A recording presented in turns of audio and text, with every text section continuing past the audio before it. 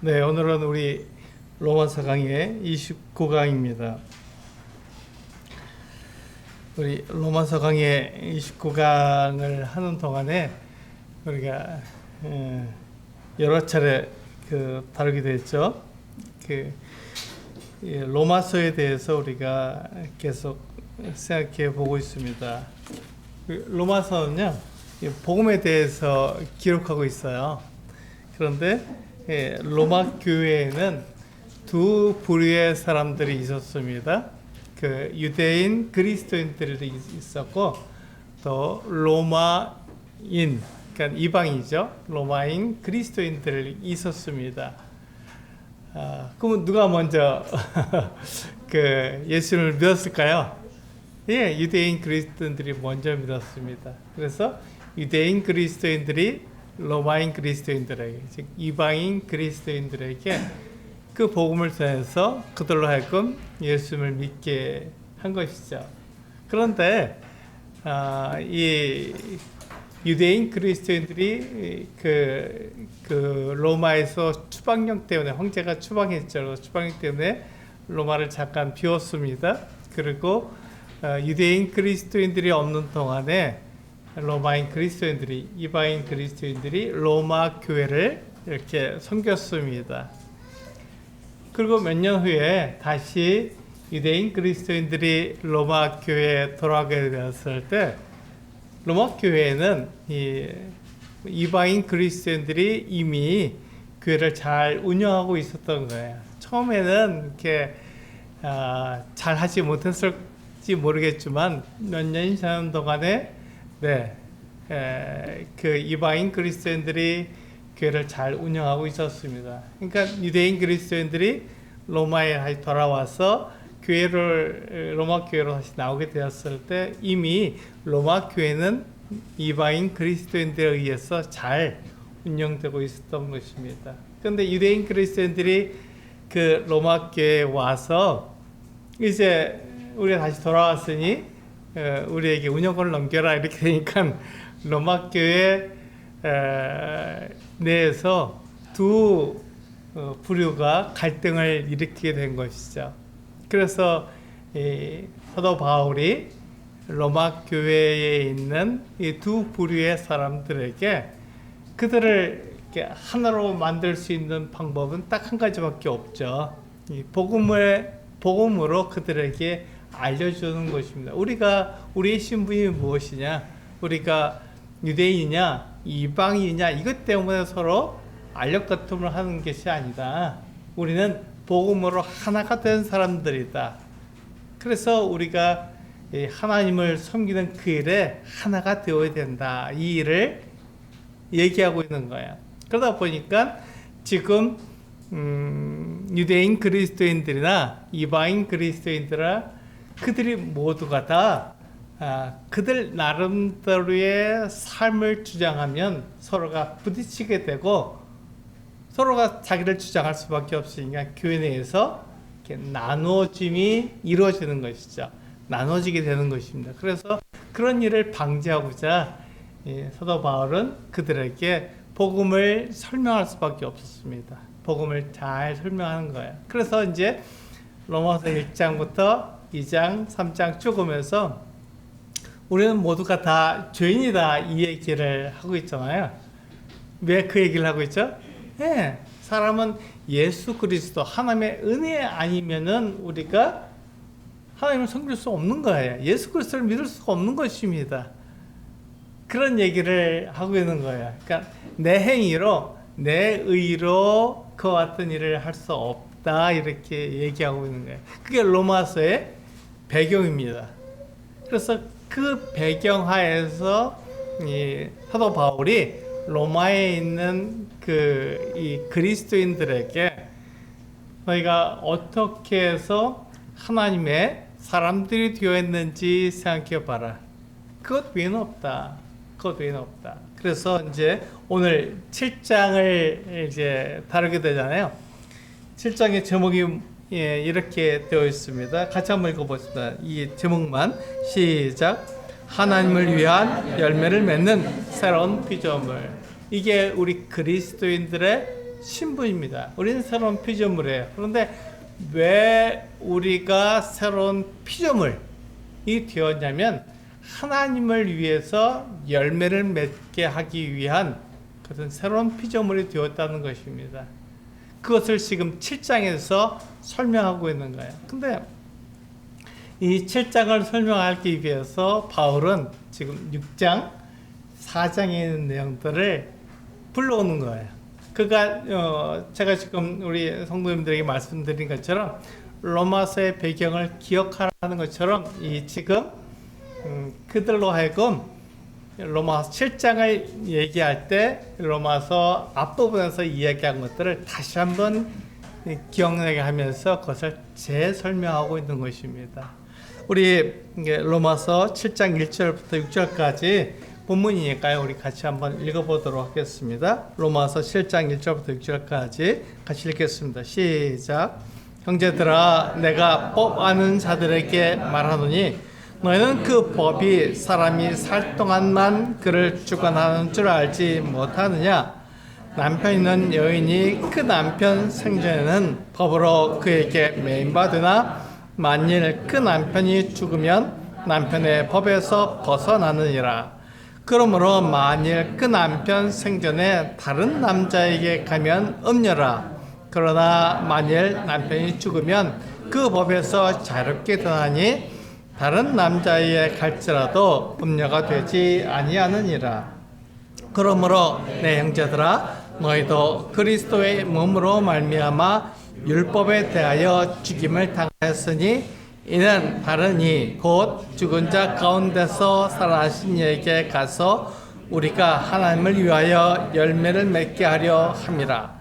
우리가 육신에 있을 때에는 율법으로 말미암는 죄의 정욕이 우리 지체 중에 역사하여 우리로 사망을 위하여 열매를 맺게 하였더니 이제는 우리가 얽매였던 것에 대하여 죽었으므로 율법에서 벗어났으니 이러므로 우리가 영의 새로운 것으로 섬길 것이요 율법 조문에 묵은 것으로 아니할지니라. 어렵습니다. 로마서는 굉장히 어렵습니다. 왜냐하면 이론적으로 접근하고 있기 때문에 굉장히 어려워요. 왜냐하면 로마서는 보이지 않는 것을 이야기하고 있기 때문에 그렇습니다. 그래서 바울은요, 우리가 그리스도와 연합되었다는 말을 이야기하기가 어렵습니다. 우리가 그리스도와 연합되었다는 것이 이야기가 쉬울까요? 그렇지 않습니다. 왜냐하면 우리는 이 세상에 살면서 우리가 동일하게 죄악된 몸을 지니고 있기 때문에 또 하나님은 보이지 않기 때문에 우리가 그리스도와 연합되었다는 것이 이게 이해하기가 어려운 거예요. 그런데 그것을 이해하도록 율법을 통해서 다시 예를 들고 있습니다.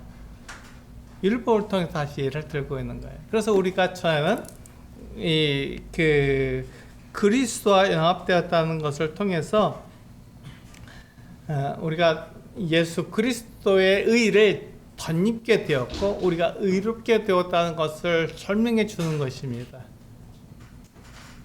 내가 의롭게 되었다는 것이 그리스도 연합 때문에 된 것인데 우리는 종종 이것을 잊어버리는 거예요. 그러니까 어떻게 합니까? 내 힘으로, 내 노력으로 의롭게 되려고 애를 쓰는 거죠.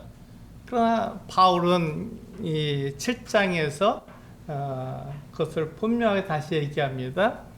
율법을 통해서 다시 얘기하는 거예요. 우리는 그렇지 않다. 우리는 그것으로 율법을 행함으로 우리가 의롭게 될 수는 없다, 이렇게 말을 하는 것이죠.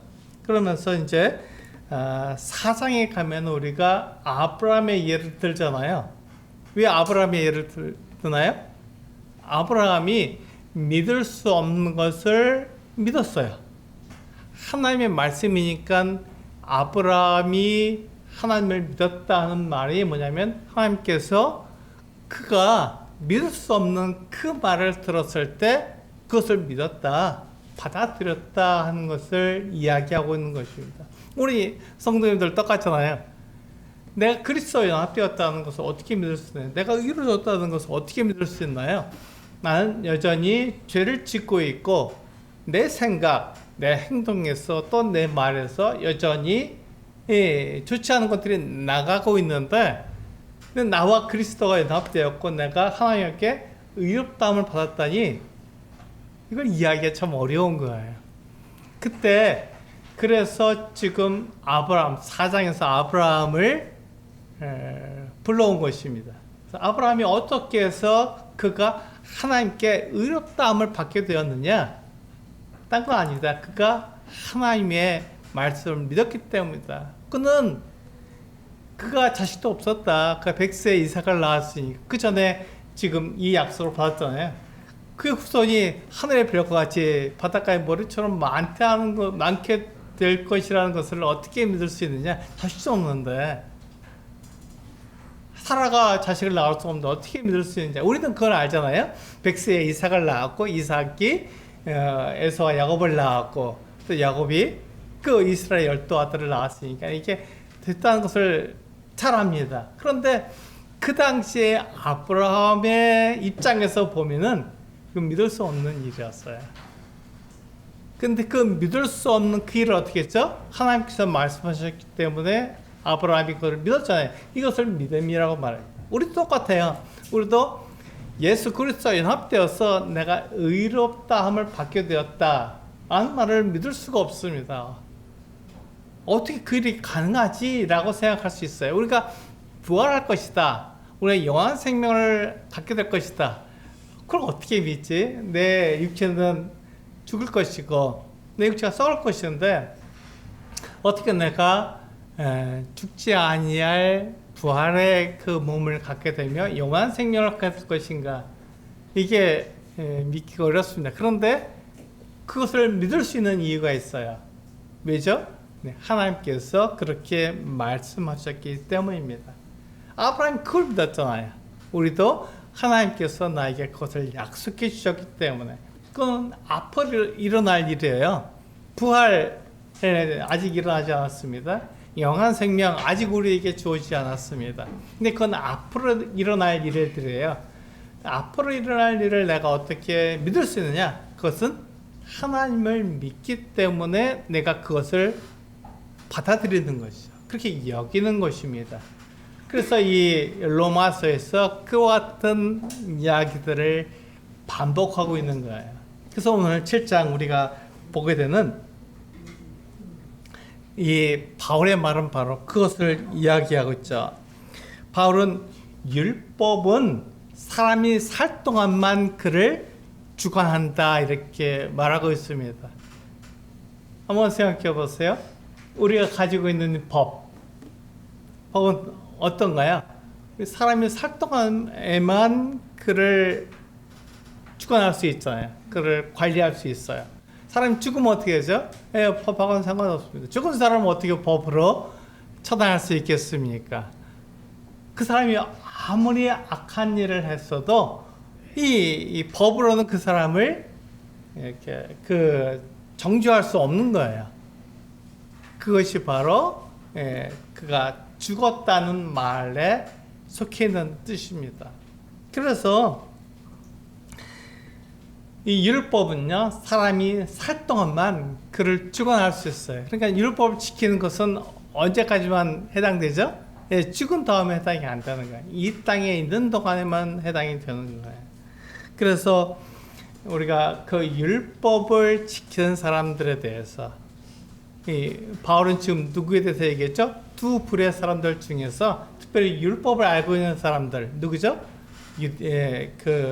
유대인 그리스도인들에 대해서 이야기하고 있는 것입니다. 그래서 바울은 그 유대인 그리스도인들에게 뭐라고 얘기하고 있어요?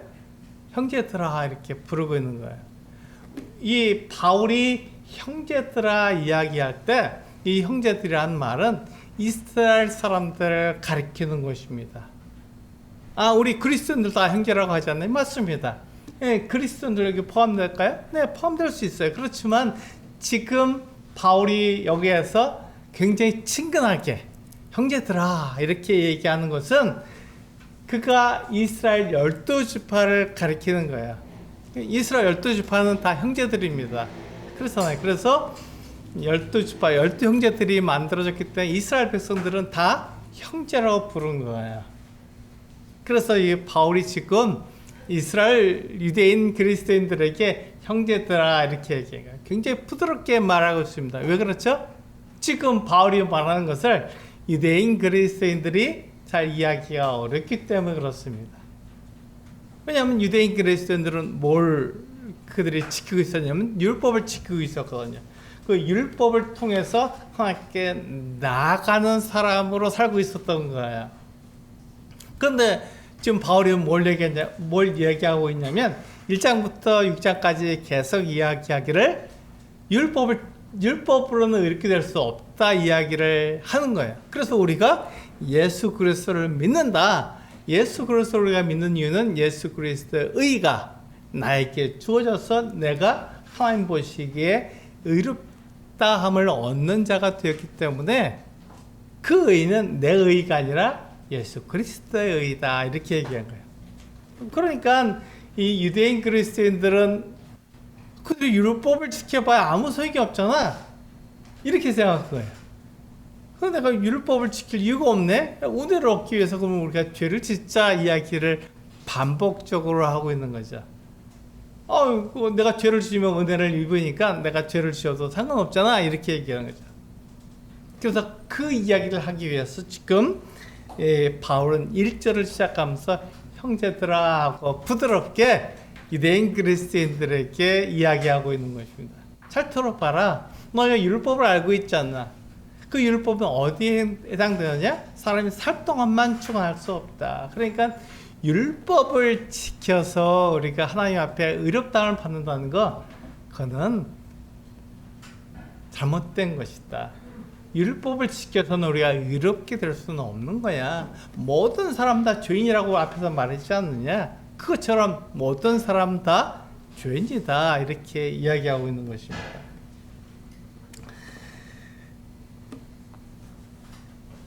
유대인들은요, 율법을 지키는 것을 어려운 일이라고 생각하지 않았습니다. 우리 이방인들은 율법을 지키는 게 어떻습니까? 굉장히 어려워요. 십계명 지키는 것도 굉장히 어렵습니다. 그런데 유대인들에게는 율법을 지키는 게 어려운 일이 아니었습니다. 왜 그렇죠? 율법을 지켜서 하나님께 나아갈 수 있다고 생각하니까 유대인들은 너무 감사한 거예요. 하나님, 우리에게 하나님의 뜻을 알려주시니 너무 감사합니다. 율법을 지켜서 하나님께 나아갈 수 있게 만드셨으니 정말 놀랐습니다. 내가 이 율법을 지켰습니다 하고 그들이 약속을 한 거예요. 그런데 바울이 말한 것처럼 율법을 지켜서 의롭다함을 받을 사람이 있습니까? 한 사람도 없는 거예요. 아무도 없는 거예요. 일시적으로 율법을 지킬 수 있겠죠? 그런데 율법은 일시적으로 지키는 게 아니라 평생에 걸쳐서 율법을 지켜야 하는 것이고 24시간 365일 그 율법에서 벗어나지 않아야 하는 것입니다. 한 번도 어겨서 안 되는 거예요. 한 번이라도 어떤 율법이라도 어기게 되면 그는 죄인으로 드러나는 거예요. 그래서 한 가지 율법을 어기더라도 다른 율법을 어긴 것과 똑같은 거예요. 내가 비록 살인하지 않아도 살인한 자와 똑같이 율법을 어긴 자가 되는 것이죠. 그러니까 율법을 지켜서 의롭게 될 수 있는 사람이 있겠습니까? 한 사람도 없는 거예요. 이 세상에는 완벽하게 율법을 지킬 사람이 단 한 사람도 없습니다. 그래서 바울이 지금 그 얘기를 하고 있는 거예요. 율법은 사람이 살 동안만 주관할 수 있는 것이 죽은 사람에게 율법이 무슨 소용이 있느냐? 그러니까 율법으로는 의롭게 될 수 없다 이야기를 하고 있는 거예요. 우리 한번 그 요한복음을 한번 볼까요? 요한복음 1장 16절과 17절을 보시면 유대인들이 이 율법을 어떻게 생각했는지에 대해서 이야기하고 있습니다. 같이 한번 읽어보시겠습니다. 요한복음 1장 16절 17절 시작. 우리가 다 그의 충만한 데서 받으니 은혜 위에 은혜로라. 율법은 못으로 말미암아 주어진 것이요 은혜와 진리는 예수 그리스도로 말미암아 온 것이라. 그렇습니다. 여기에 보시면 유대인들은 율법에 대해서 어떻게 생각했냐면 그들이 은혜라고 생각한 거예요. 그렇지, 내가 은혜를 입었지, 하나님에게 은혜를 입었지, 너무 좋은 거야, 이렇게 생각한 거죠. 그 율법은 당연히 지켜야 되는 거야, 이렇게 생각한 거죠. 하나님께 나아가려면 율법을 당연히 지켜야지, 이렇게 생각한 거죠. 왜? 하나님께서 우리에게 그 뜻을 알려주셨으니까. 하나님께 거룩하시니까 너도 거룩하라. 그러니까 내가 거룩하게 살아야 되는구나, 내가 율법을 지켜서 완벽해야 되는구나, 이렇게 생각한 거예요. 그 율법을 알긴 알아도 율법의 원래 율법을 하나님께서 우리에게 주신 원래 뜻은 잘 알지 못했던 것이죠. 그래서 지금 율법을 통해서 그들의 은혜라고 생각했고 율법을 통해서 하나님께 나아간다 이렇게 생각한 거예요. 그래서 17절에 뭐라고 말씀하고 있냐면 율법은 모세로 말미암아 주어진 것이요 은혜와 진리는 예수 그리스도로 말미암아 온 것이라, 이렇게 말씀하고 있습니다. 이 말은 뭐냐면 유대인들은 율법에 대해서 은혜라고 생각하고 있었기 때문에 그래서 굉장히 좋아했던 거예요. 그런데 보니까 모세가 주어진 그 율법을 통해서 내가 하나님께 나아가는 것보다 더 좋은 일이 있는 거예요. 그게 바로 예수 그리스도를 통해서 나에게 주어진 참 은혜와 참 진리를 알게 된 것이죠. 그래서 유대인들은요 율법을 통해서 하나님께 나아가는 은혜를 받는데 그 은혜보다 더 큰 은혜인 예수 그리스도를 믿음으로 주어지는 은혜를 어떻게 은혜 위에 은혜라고 말한 것입니다. 그러니까 유대인들이 생각하는 율법보다 더 큰 은혜가 예수 그리스도에 의해서 주어진 것이죠. 그러니까 은혜 위에 은혜라고 말한 거예요. 아, 그렇구나. 율법보다 더 큰 은혜가 있었네? 그것이 바로 예수 그리스도를 믿는 그 믿음이었구나 라고 생각한 것이죠. 우리 빌립보서 말씀을 보면 이것을 좀 더 이해할 수 있을 거라고 생각이 됩니다. 우리 빌립보서 3장 8절과 9절입니다. 같이 한번 읽어보겠습니다. 시작. 또한 모든 것을 해로 여김은 내 주 그리스도 예수를 아는 지식이 가장 고상하기 때문이라. 내가 그를 위하여 모든 것을 잃어버리고 배설물로 여김은 그리스도를 얻고 그 안에서 발견되려 함이니 내가 가진 의는 율법에서 난 것이 아니요 오직 그리스도를 믿음으로 말미암은 것이니 곧 믿음으로 하나님께로부터 난 의라. 여기 보시면 사도 바울이 뭐라고 말했습니까? 네, 지금 그 율법이 자기를 해롭게 만든다 이렇게 말한 거예요. 근데 이 바울은 어떤 사람이었습니까? 네, 율법에 열심히 있는 사람이었습니다. 율법을 잘 지키는 사람이었어요.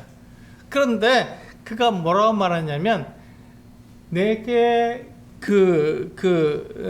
모든 것을 내가 해로 여긴다.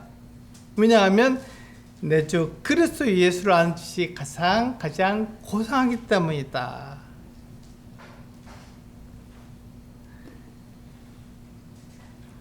그가 생각하기를, 그건 유대인이었어요. 그 바울도 유대인이잖아요. 그래서 뭘 지켜야 한다고요? 예, 율법을 지켜서 그가 의롭게 된다고 생각한 거예요. 율법을 잘 지키면 그 거룩하게 된다고 생각했던 거예요. 그래서 그건 똑같은 유대인이었으니까 그렇게 율법을 잘 지켜서 그가 의롭게 된다고 생각했는데 예수 그리스도, 부활하신 예수 그리스도를 만나 보니까 아닌 거예요. 율법이 오히려 내가 예수 그리스도를 믿는 것을 방해했구나, 막았구나, 못 믿게 만들었구나. 그래서 그것을 해로 여긴다고 말한 것이죠. 율법을 믿어서 내가 이렇게 되려는 것이 이것이 나에게 오히려 해로운 거구나. 그래서 그가 율법을 지키는 모든 것을 해로 여긴다 이렇게 생각한 거예요.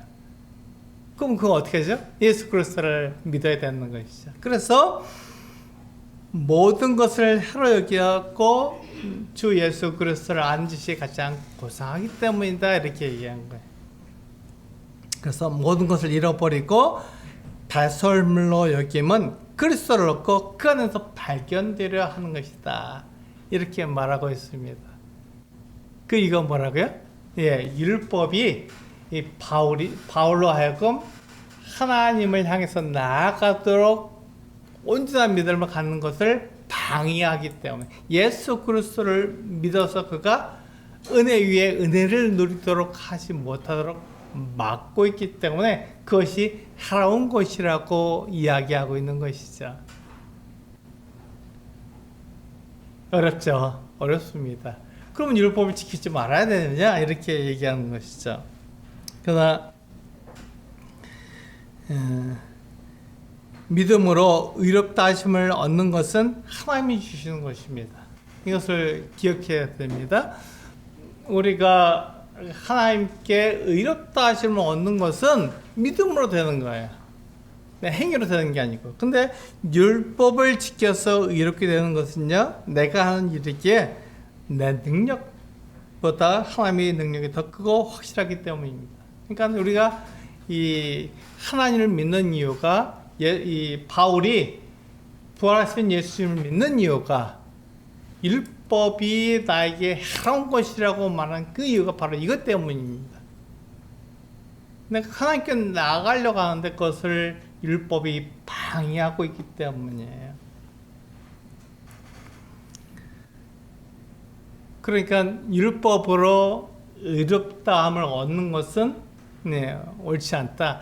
율법으로 내가 거룩하게 될 수 있다라는 것은 옳지 않다. 이렇게 말하고 있는 것입니다. 그것에 동의하십니까? 네, 동의하시다고 믿어요. 그런데 그것을 통해서 그럼 어떻게 율법을 하나님께 주셨는데 내가 율법을 폐기하느냐? 그렇지 않습니다. 우리는 율법 폐기론자, 즉 도덕 폐기론자가 아닙니다. 우리는 율법을 지켜야 합니다. 뒤에서도 이게 7장에서 뒤에 보시면 뭐라고 되면 이 율법도 거룩하고 계명도 거룩하다가 얘기하고 있어요. 그러니까 율법과 계명을 지키라는 거예요. 바울이. 그런데 우리는 지금 율법으로 하나님 앞에 의롭다 하심을 받을 수 없다고 얘기하고 있어요. 마치 율법을 지키지 말아야 한다. 우리가 도덕을 폐기해야 된다. 이렇게 말하는 것처럼 들립니다. 근데 그렇지 않습니다. 오늘은 그 부분에 대해서 말씀을 드릴게요. 우리가 본문에 들어오면요, 유대인들은 율법을 지켜서 하나님께 나아가는 것을 은혜라고 여겼지만 사실 그것은 은혜가 아니었습니다. 왜 그렇죠? 율법으로는 거룩하게 될 사람이 없기 때문에 그렇습니다. 그럼 율법을 폐기해야 되느냐? 그렇지 않다는 것이죠. 율법은 지켜야 하는 것입니다. 율법은 하나님의 기준이기 때문에 반드시 우리가 지켜야 하는 것입니다. 그 율법을 우리가 지키는 것과 내가 의롭게 되는 것은 서로 다르다는 것을 여기서 알 수 있는 것입니다. 율법을 지켜서 의롭다함을 받을 수 있는 사람이 있습니까? 다른 사람도 없다는 것입니다. 여기에 우리가 주목해야 될 내용이 들어있는 것이죠. 율법은 우리를 거룩하게 만들어 줄 수 없습니다. 율법이 잘못된 것입니까? 아니에요. 사람이 잘못된 거예요. 내가 그 율법을 지킬 수 없기 때문에, 그래서 율법으로는 내가 의롭게 될 수 없는 것이고, 율법 자체가 잘못된 것은 아니잖아요. 율법은 하나님의 기준이기 때문에 율법이나 계명이나 다 선하고 의로운 거예요. 그런데 율법이나 계명이 잘못된 것이 아니고 그것을 지키지 못한 내가 잘못된 것이죠. 그럼 우리는 어떻게 됩니까? 그럼 우리가 율법을 지키지 않아도 되고 도덕을 지키지 않아도 됩니까? 그렇지 않다는 것이죠. 그렇지 않습니다. 그것을 지금 얘기하기 위해서 그 바울이 말하고 있는 거예요. 지금 유대인들은요, 율법을 지켜서 그가 의롭게 된다고 생각했던 거예요. 그가 거룩하게 된다고 생각했던 거예요. 율법은 사람이 살 동안만 그를 주관할 수 있고 율법으로는 그 누구도 이렇게 될 수 없다. 이 이야기를 하는 것입니다. 그러면서 뭘 얘기해요?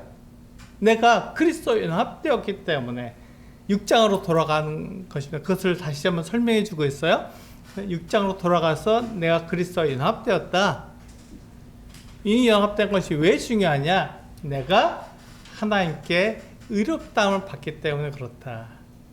믿음으로. 율법을 지켜서가 아니라 믿음으로 하나님께 의롭다함을 얻기 때문에 그렇다. 이렇게 얘기하고 있는 것입니다. 그래서 바울은 지금 결혼을 예로 들어서 그리스도와 내가 연합되었고 그리스도를 통해서 이렇게 되었다고 말하는 것입니다. 네, 잘 생각해 보시면 좋겠습니다. 지금 결혼을 통해서 얘기하는 것은 결혼의 가장 악한 부분을 얘기하고 있는 거예요. 한 여인이 있었는데 이 여인이 다른 남자에 가려면 어떻게 합니까? 그 남편이 죽어야 되는 거예요. 이 남편이 죽기 전에 만약에 다른 남자에 가면 그는 가늠한 사람이 되죠. 그래서 그는 음녀라고 불리는 거예요. 그런데 만약에 그 남편이 죽으면 어떻게 됩니까? 갈 수 있어요. 왜냐하면 그 율법은 어디에만 속했다고요? 사람이 살 동안만 주관하니까. 똑같은 이치로 우리가 율법이 있는 동안은 내가 그리스도에 갈 수 없다는 것입니다. 율법이 살아있으니까 내가 그리스도에 가면 내가 잘못된 것이죠. 그런데 내가 그리스도와 함께 십자가 달려 죽었어요. 내가 그리스도와 함께 십자가에 죽었습니다. 그것은 무엇을 얘기합니까? 그것을 통해서 내가 죽었기 때문에 율법이 나를 정죄할 수 있겠습니까? 없다는 것이죠. 율법으로 나를 정죄할 수 없다. 이 이야기를 하기 위해서 내가 누구와 죽었다고요? 그리스도와 함께 십자가 달려 죽었다. 연합되었다. 이야기를 하고 있는 거예요. 네, 이제 이해가 좀 되십니까? 내가 예수 그리스도와 연합되어서 죽어야 하는 그 이유가 뭐냐면 내가 하나님 앞에 의롭다함을 얻기 위해서 무엇을 통해서요? 율법이 아닌 믿음으로 내가 의롭다함을 얻기 위해서 그렇게 되는 것입니다. 내가 이제 율법 밑에 있었는데 율법의 종로를 타고 있었는데 그 율법이 아닌 예수 그리스도를 믿음으로 나아갈 수 있는 그 이유가 뭐냐면 율법은 사람이 살 동안만 지원하기 때문이다. 이야기를 하고 있는 거예요. 그래서 우리 사람들은 율법을 통해서 이렇게 되려고 하지만 거기서 잠깐 율법은 사람이 살 동안만 주관하는 것이다. 사람이 죽은 다음엔 어떻게 할 수가 없다. 그런데 우리 그리스도인들은 예수 그리스도를 믿음으로 그와 함께 죽었다.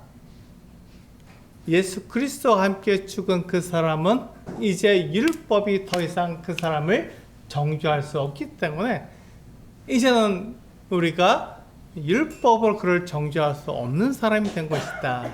그러면 그가 어떻게 해서 하나님께 의롭게 됩니까? 그가 의를 입는 그 이유는 무엇이죠?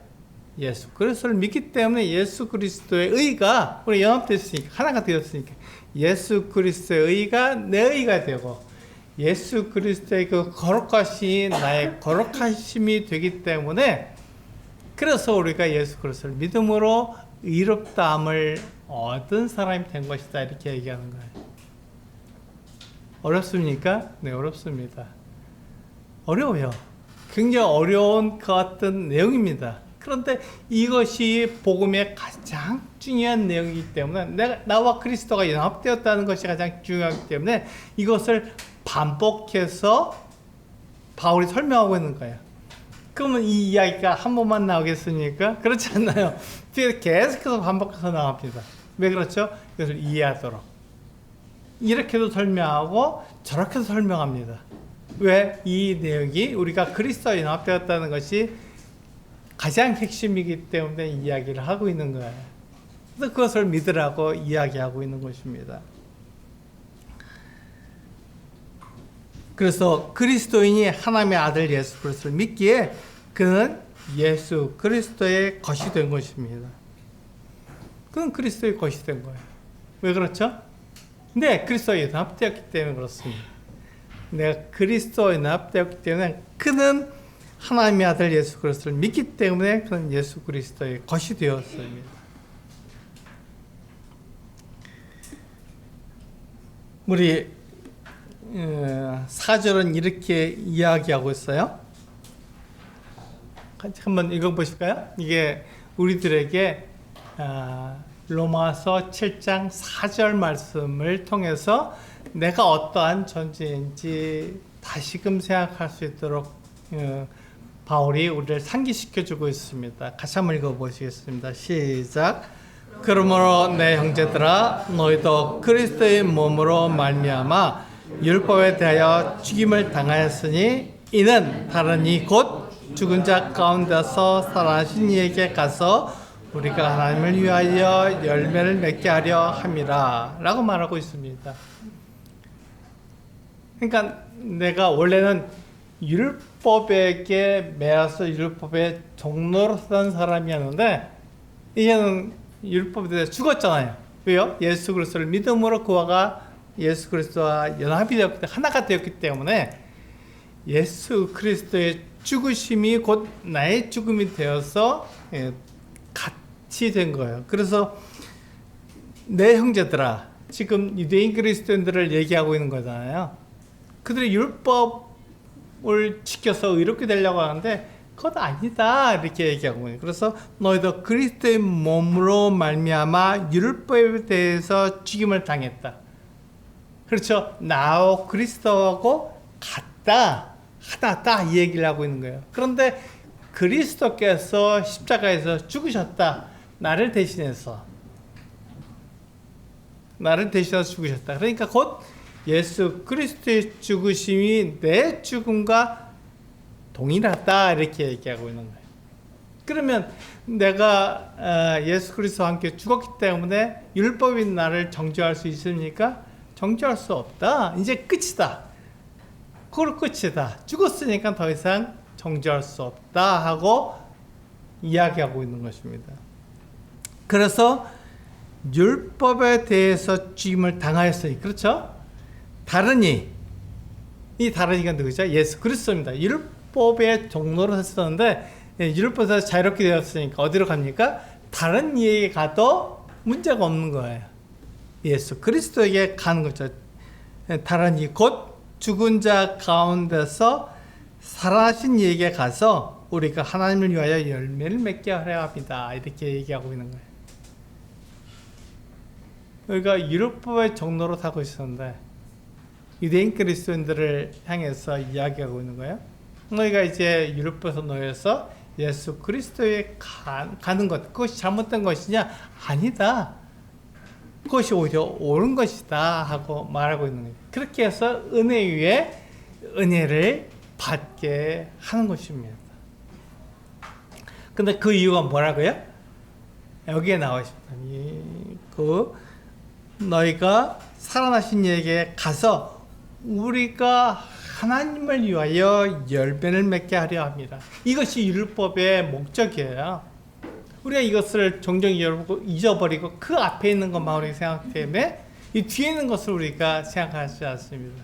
그래서 오늘 제목도 하나님을 위해서 열매를 맺으라고 이야기하거든요. 누구나 새 피조물이 되었으면, 새로운 피조물이 되었으면 어떻게 하라고? 하나님을 위해서 열매를 맺으라고 이야기하고 있는 것입니다. 이게 바로 4절 끝에서 우리에게 이야기하고 있는 거잖아요. 우리가 하나님을 위하여 열매를 맺게 하려 합니다. 이렇게 얘기하고 있습니다. 바로 지금 우리에게 그것을 얘기하고 있는 거예요. 우리가 율법이 아닌 예수 그리스도로 말미암아서 내가 의롭다 하심을 받았으면 이제 그것을 가지고 어떻게 하라고요? 하나님을 위해서 열매를 맺어라 이렇게 얘기하고 있는 거예요. 하나님을 위해서 열매를 맺으라는 것입니다. 바울은 우리가 율법을 통해서 의롭게 되지 않고 믿음을 통해서 의롭다함을 얻게 되었기에 도덕을 지킬 필요가 없다는 것이 아니라는 것입니다. 이게 4절 후반부에서 우리들에게 이야기하고 있는 거예요. 이게 뭐죠? 그러니까 율법을 지킴으로써 하나님을 위한 열매를 맺는다는 것입니다. 율법을 지킴으로써 내가 거룩하거나 내가 의롭게 되는 것이 아니라 율법을 지킴으로써 하나님을 사람들에게 나타내는 원래의 목적으로 돌아간다는 것입니다. 하나님께서 사람을 지으신 이유가 무엇입니까? 하나님을 나타내기 위해서. 이 세상 만물을 다스려 가신 그 이유가 무엇입니까? 하나님을 나타내기 위해서. 그 사람이 하는 말, 그 사람이 하는 행동을 통해서 하나님이 나타나시게 하게끔 그렇게 말씀하고 있잖아요.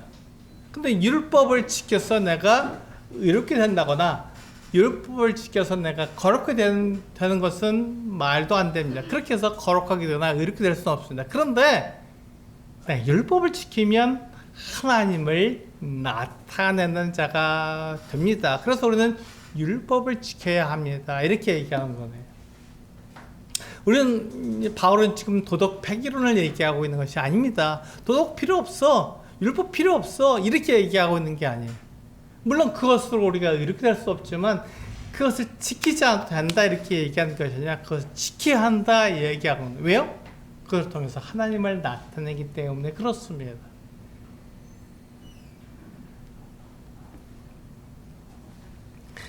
내가 하나님의 아들 예수 그리스도를 믿음으로 의롭다함을 얻게 되었으면 그것을 통해 하나님을 위한 열매를 맺으라는 것입니다. 이게 지금 바울이 얘기하고 있는 복음의 결과가 그것이죠. 복음은 내가 예수 그리스도를 믿음으로 부활할 것, 영원히 살 것, 그것을 누렸으니 이제 됐다 이것이 아닙니다. 그때부터 예수 그리스도를 위해서 살아가는 사람, 하나님을 위해서 살아가는 사람이 되었기 때문에 이제 우리의 원래의 목적대로 돌아가야 하는 것입니다. 하나님께서 우리를 지으시는 원래의 목적이 무엇입니까? 하나님을 나타내라는 것입니다. 그것이 바로 하나님의 영광을 위해서 살라는 것과 똑같은 말이에요. 먼저 그의 나라와 그의 일을 구하라는 말과 똑같습니다. 그러니까 우리의 그리스도인들의 삶의 목적과 같은 거예요. 그러니까 예수 그리스도를 믿음으로 말미암아 내가 이렇게 되었으니 의롭다함을 받게 되었으니 이제는 어떻게 합니까? 율법을 지켜서 하나님을 나타내는 것이다 이렇게 되어 있어요. 이게 처음부터 잘 되겠습니까?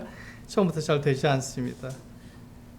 그런데 그것을 우리는 성장이라고 말합니다. 우리는 성장해야 되는 거예요. 처음에 잘 되지 않습니다. 근데 시간이 지나면 어떻게 됩니까? 그런 일들을 하는 것이 율법을 지키는 것, 하나님을 위해서 내가 거룩하게 사는 것이 하나씩 잘 되는 것입니다. 왜 그렇죠? 왜 그것을 통해서 하나님께서 영광을 받으시니까 내 몸을 쳐서 복종하게 하는 것이 옳은 거구나. 그렇게 해야 하나님께서 나타나시게 되는 거구나 하는 것을 알게 되는 것이죠. 바울은 지금 우리가 그리스도와 연합되었다는 것을 말하고 있는데 그것은 막 살아도 된다는 뜻이 아닙니다. 막 살아도 된다는 게 아니에요. 우리가 막 죄를 짓고 거짓말하고 도덕 없이 그냥 내가 하고 싶은 대로 막 살아도 된다. 죄를 지어도 된다. 그 얘기를 하고 있는 게 아니에요. 그것은 하나님의 영광을 나타내지 못한다. 그렇게 얘기하고 있는 거예요. 내가 하나님에 의해서 하나님 믿음으로써 내가 거룩한 사람이 되었고 의롭다함을 받는 사람이 되었으면 이제는 어떻게 하려고 내 몸으로 하나님을 나타내는 사람이 되라 이렇게 얘기하고 있는 거예요. 우리 베드로전서 2장 21절과 22절에 예수 그리스도가 어떠한 분인지에 대해서 베드로가 이야기하고 있습니다. 같이 한번 읽어보시겠습니다. 시작. 이를 위하여 너희가 부르심을 받았으니 그리스도도 너희를 위하여 고난을 받으사 너희에게 본을 끼쳐 그 자취를 따라오게 하려 하셨느니라. 그는 죄를 범하지 아니하시고 그 입에 거짓도 없으시며. 그렇습니다. 이게 바로 예수 그리스도의 신성을 우리에게 나타내 주고 있는 거예요. 예수 그리스도께서 얼마나 거룩하시냐, 얼마나 의로우시냐 하는 것을 우리들에게 보여주고 있습니다. 그러면 그리스도인들은, 예수 그리스도를 믿는 사람들은 어떻게 합니까? 그리스도를 닮기까지 성장해야 합니다. 자라가야 하는 거예요. 근데 그리스도는 어떤 분이라고요? 네, 그 입에, 그는 죄를 범하지 아니하시고 그 입에 거짓도 없으신 분입니다. 그런데 예수 그리스도가 그 어떤 분인데 내가 거짓말하고 내가 악한 짓하고 내가 죄를 짓게 되면 그것으로 예수 그리스도를 나타낼 수 있느냐 하는 거예요. 그럴 수 없죠. 그럴 수 없다고 말하고 있는 것입니다. 베드로는 예수님에 대해서 이렇게 말했죠. 그는 죄가 없으시고 그는 거짓말도 하지 않으신다. 그러면 그리스도인들은 어떻게 살아야 합니까? 예수님처럼 살아야 합니다. 그는 거짓말하지 말아야 되고 죄를 짓지 않아야 된다는 것입니다. 그것이 바로 율법을 지키는 거잖아요. 하나님의 법을 지키는 것입니다. 그러니까 율법을 통해서 내가 이렇게 되거나 율법을 통해서 내가 거룩하게 되는 것은 아니지만 율법을 통해서 내가 하나님을 나타낼 수 있는 거구나 하고 바뀌는 거예요. 그래서 우리는 율법을 지키는 사람들이 되는 것입니다. 그게 하나님의 기준이기 때문에 그렇습니다. 율법을 지켜야 하는 거예요. 왜요? 내가 거룩하게 되기 위해서, 내가 이렇게 되기 위해서? 아닙니다. 절대로 그렇게 될 수 없습니다. 그런데 율법이 우리들에게 주는 것은 그것을 통해서 하나님이 나타난다는 것입니다. 하나님 거룩하셔. 하나님 죄가 없으셔. 그것을 어떻게 할 수 있죠? 내가 거룩하게 살고 내가 죄 없이 거짓말하지 않고 살기 때문에 너를 보니까 하나님이 어떤 분인지 알 수 있겠어. 이렇게 되는 거예요.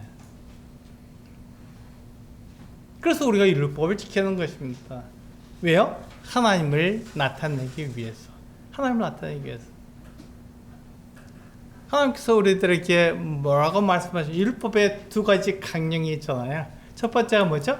하나님을 사랑하라는 것입니다. 두 번째가 뭐죠? 내 이웃을 내 몸처럼 사랑하라 이것입니다. 우리가 어떻게 할 수 있죠? 바로 이대로 하는 것입니다. 이것처럼 하는 거예요. 하나님을 사랑하는 게 어렵습니다. 이웃을 사랑하는 게, 이웃을 내 몸처럼 사랑하는 게 어렵습니다. 그렇기 때문에 율법처럼 행하는, 율법에서 가르쳐 준 대로 우리가 행하는 것입니다. 거짓말하지 않고, 남을 속이지 않고, 거짓 증언하지 않고, 그렇게 하면 사람들하고 가까워지잖아요. 사랑하는 관계가 되잖아요. 그렇게 하라고 우리들에게 말씀하시는 거예요. 그것을 통해서 내가 이렇게 될 수는 없습니다. 거룩하게 될 수는 없어요. 그러나 하나님을 나타낼 수 있습니다. 그 사람을 보니까 하나님이 거룩하신 분이시죠. 하나님이 거짓이 없는 분이시죠. 이것을 알 수 있게 된다는 것입니다. 그런데 우리가 때로는 거짓말도 하잖아요. 때로는 우리가 악한 일도 하잖아요. 그럴 때 어떻게 하라고요? 자백하라고요. 미안합니다. 내가 그렇게 하면 안 되는데 내가 실수했습니다. 내가 잘못했습니다. 이렇게 자백하라고요. 그럼 하나님께 우리를 깨끗하게 하신다고요. 우리를 씻어주신다고 하나님께 약속하셨어요. 그래서 우리는 자백하는 것입니다. 내가 잘못했네요. 그렇게 하는 게 아니라 하나님은 거룩하신 분인데 내가 내 육체 때문에 나도 모르게 거짓말했습니다. 나도 악한 일을 했습니다. 그게 아닌데 잘못했습니다. 이렇게 얘기하는 거예요. 세상에선 그것을 우리는 어리석다고 얘기합니다. 그런데 하나님 그것을 잘했다 이렇게 말씀하고 있는 것이죠. 이와 같이 이 세상에 받는 고난과 어려움이 우리가 죄를 짓는 이유가 될 수 없습니다. 이렇게 살다 보면 어떻게 되죠? 우리가 어려움을 당할 수 있습니다. 때로는 고난도 당할 수 있어요. 착하게 하니까, 거짓말 안 하니까, 악한 일을 하니까 우리가 어려움을 당할 수 있고 고난을 당할 수 있습니다. 그때 어떻게 하라고요? 그것이 우리가 죄를 짓는 이유가 될 수는 없습니다. 어렵다 그래서 그냥 이거만 넘어가면 되니까 하고 내가 죄를 짓거나 거짓말을 할 수는 없다는 것입니다. 우리 에베소 2장 10절 말씀을 같이 한번 읽어보시겠습니다. 시작. 우리는 그가 만드신 바라 그리스도 예수 안에서 선한 일을 위하여 지으심을 받은 자니 이 일은 하나님이 전에 예비하사 우리로 그 가운데서 행하게 하려 하심이니라. 그렇습니다. 우리가 예수 그리스도로 말미암아서 우리가 의롭게 되고 거룩하게 되는 이유가 뭐냐면 하나님이 우리에게 약속하신 그 일을 하라는 것입니다. 그 일이 뭐죠? 우리를 지으신 목적대로 살라는 것입니다. 하나님의 영광을 위해서 살라는 것이에요. 하나님을 나타내는 일을 하라는 것입니다. 그 일을 위해서 우리가 지으심을 받았다는 것이죠. 그래서 우리는 도덕 폐기론자가 아니라 하나님의 뜻을 위해서 율법을 지키는 사람들입니다. 하나님을 위해서 우리가 율법을 지키는 사람입니다. 우리 로마서 6장 17절 18절 이게 연합이잖아요. 우리 같이 한번 읽어보겠습니다. 연합이 과연 무슨 뜻인지 다시 한번 우리가 상기함으로써 우리가 생각해 보도록 하겠습니다. 시작. 하나님께 감사하려다. 너희가 본래 죄의 종이더니 너희께 전해준 바 교훈의 본을 마음으로 순종하여 죄로부터 해방되어 의에게 종이 되었느니라. 이것이 우리에게 주어진 의로움입니다. 내 의로움이라 내가 믿음으로써 예수 그리스도의가 나에게 주어진 것이죠. 이것을 우리는 어려운 말로 전가된 의라고 말합니다. 전가된 의. 이렇게 말할 때 예수 그리스도의 의가 나에게 주어졌구나 이렇게 생각하면 되는 것이죠. 우리가 하나님의 말씀에 순종함으로 의의 종이 된 것입니다. 하나님께서 우리를 의롭다고 불러주신 것이죠. 우리가 율법에서 벗어났기에 이제 우리는 영의 새로운 것으로 섬기는 사람들이었습니다. 우리가 새로운 피조물이 되었다고 그랬잖아요. 새로운 피조물이 왜 됐죠? 하나님의 영광을 나타내기 위해서, 하나님의 뜻대로 살기 위해서, 하나님을 사람들에게 나타내기 위해서 우리는 이 땅에 존재하고 있는 거예요. 하나님을 나타내기 위해서 우리는 어떻게 하죠? 우리 서로 사랑해야 합니다. 우리가 서로 사랑할 때 사람들은 하나님은 사랑이시구나 하는 것을 바로 알 수 있는 거예요. 근데 우리가 우리끼리 서로 사랑하지 않고 서로 반목하고 있고 서로 미워하고 있고 이렇게 할 때 우리는 우리 가운데서 사랑을 보지 못하기 때문에 하나님의 사랑이란 말을 이해하기가 어려운 것이죠. 우리 가운데 서로 사랑하면 어떻게 됩니까? 너희를 보니까 알 수 있겠어. 하나님의 사랑이라는 걸 알 수 있겠어. 이렇게 얘기합니다. 또한 우리가 바깥으로 나가서 하나님을 사랑할 뿐만 아니라 우리가 이웃을 내 몸처럼 사랑할 때 어떻게 하죠? 하나님 사랑이시구나. 하나님 사랑이시구나. 네가 나를 이렇게 사랑하는 걸 보니까, 네가 다른 사람을 이렇게 사랑하는 걸 보니까 하나님 사랑이 많네. 이렇게 얘기하는 것이죠. 그래서 우리는 사람을 사랑하는 것입니다. 율법의 두 가지 강령, 하나님을 사랑하는 것과 이웃을 내 몸처럼 사랑하는 것. 그것이 다른 게 아니라 하나님을 나타내기 위해서 그 일을 하라는 것입니다. 우리 마지막 말씀을 보겠습니다. 내가 의롭게 살고 거룩하게 사는 것은 하나님이 죄가 없으신 분이며 거룩하신 분이라는 것을 보여주기 때문에 그렇습니다. 이것을 위해서 우리는 율법을 지키는 것이죠. 하나님이 거룩하신 분이고 죄가 없는 분이라는 것을 나타내는 가장 좋은 방법은 내가 그렇게 살 때입니다. 내가 그렇게 살 때 사람들은 하나님이 그런 분이시구나 하는 것을 바라볼 수 있죠. 그러면 우리는 하나님을 나타내기 위해서 율법을 지키는 것이 내가 의롭게 되거나 거룩하게 되려고 율법을 지키는 것은 아닙니다. 내가 의롭게 되고 거룩하게 되는 것은 딱 한 가지 길밖에 없습니다. 그것은 하나님의 아들 예수 그리스도를 믿는 길 이외에는 없습니다.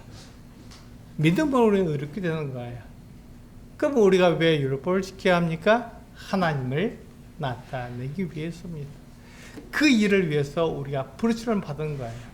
하나님의 일을 위해서, 하나님의 열매를 맺기 위해서 우리가 살아온 피조물이 된 것입니다. 우리 형제자매님들에게 제가 말씀드릴 것은 바로 이것입니다. 내가 이 땅에서 율법을 지키고 내가 착하게 살고 그것 때문에 고난을 받는 이유가 무엇입니까? 그것을 통해서 하나님께서 나타나시게 되기 때문에 그렇게 하라는 것입니다. 고난과 어려움이 나에게 주어질 때 그것이 어렵지 않은 게 아니에요. 힘들지 않은 게 아닙니다.